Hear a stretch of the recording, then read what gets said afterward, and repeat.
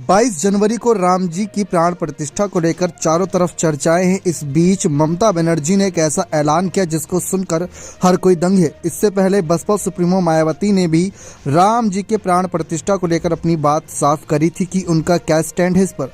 बात करें पहले ममता बनर्जी के बयान की तो तृणमूल कांग्रेस की चीफ ममता बनर्जी ने बंगाल के जयनगर में कहा कि मुझसे राम मंदिर को लेकर पूछा गया। मैं उस उत्सव पर विश्वास रखती हूं जो सभी को साथ लेकर चलता है। आपको जो करना है करिए। आप चुनाव से पहले नौटंकी कर रहे हैं, इससे मुझे कोई दिक्कत नहीं, लेकिन दूसरे समुदाय के लोगों की अवहेलना करना सही नहीं है। उन्होंने आगे कहा कि मैं ईश्वर अल्लाह की कसम खाकर कहती हूं कि जब तक मैं रहूंगी तब तक कभी हिंदू मुसलमान में भेदभाव करने नहीं दूंगी। मैं लोगों को धार्मिक आधार पर बांटने विश्वास नहीं रखती। बनर्जी को भी 22 जनवरी को होने वाले राम मंदिर के प्राण प्रतिष्ठा समारोह के लिए निमंत्रण दिया गया, लेकिन न्यूज एजेंसी पीटीआई ने पिछले कुछ दिनों पहले सूत्रों के हवाले से बताया था कि बनर्जी समारोह में शामिल नहीं होंगी। जी हां, ममता बनर्जी या टीएमसी के किसी अन्य प्रतिनिधि के अयोध्या में राम मंदिर उद्घाटन में शामिल होने का कोई सवाल ही नहीं है। हम राजनीति को धर्म के साथ मिलाने में विश्वास नहीं रखते। वहीं प्रधानमंत्री नरेंद्र मोदी और बीजेपी के सभी दिग्गज नेता प्राण प्रतिष्ठा समारोह में शामिल होंगे।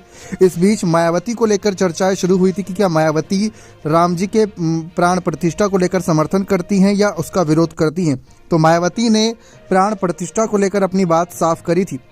मायावती ने राम मंदिर को लेकर अपना रुख स्पष्ट करते हुए कहा था कि बसपा एक धर्म निरपेक्ष पार्टी है।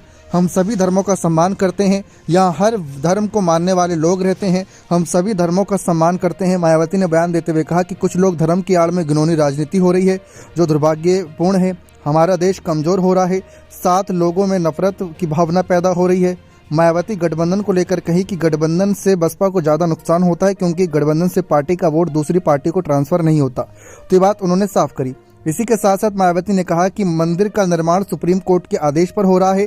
उन्होंने कहा कि कोर्ट के आदेश पर जब भी मस्जिद का निर्माण होता है तो भी हमारी पार्टी को कोई ऐतराज नहीं है। यानी उन्होंने मंदिर मस्जिद को लेकर भी अपनी बातें साफ कर दी थी।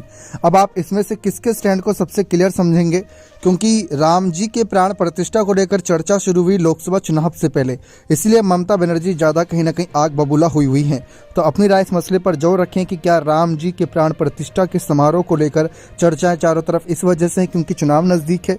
अपनी राय कमेंट सेक्शन में जोर रखिएगा। बहुत बहुत धन्यवाद।